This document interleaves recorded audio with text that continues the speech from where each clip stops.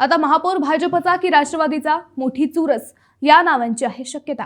नगरकरांनी शहराची सत्ता राष्ट्रवादी भाजप युतीकडे सोपवली। आता महापौर कोणत्या पक्षाचा होणार याकडे शहराचे लक्ष लागले आहे। दोन्ही पक्षात महापौर पदाचे अनेक प्रबळ दावेदार आहेत। मात्र महापौर पदासाठीचे आरक्षण सोडत अद्याप जाहीर न झाल्याने या दावेदारांना सध्या तरी काही काळ वाट पाहावी लागणार आहे। राष्ट्रवादी काँग्रेसने सर्वाधिक 27 जागा जिंकल्या आहेत, त्यामुळे महापौर राष्ट्रवादीचाच होणार अशी चर्चा शहरात सुरू आहे। असे असेल तर भाजपने देखील या पदावर दावा केला आहे, त्यामुळे या पदाचा हा पेच विखे जगताप कसा सोडवतात ते पाहणे औत्सुक्याचे ठरेल।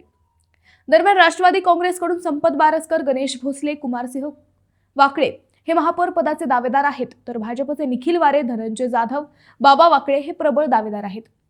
परंतु हे पद पुन्हा महिला राखीव झाले तर राष्ट्रवादी काँग्रेसकडून गीतांजली काळे, दीपाली बारसकर, ज्योती गाडे, गौरी बोरकर, सुजाता पडोळे या दावेदार असू शकतात। भाजपकडून शारदा ढवण, वंदना ताठे, पुष्पा बोरुडे, आशाबाई कातोरे या दावेदार असतील।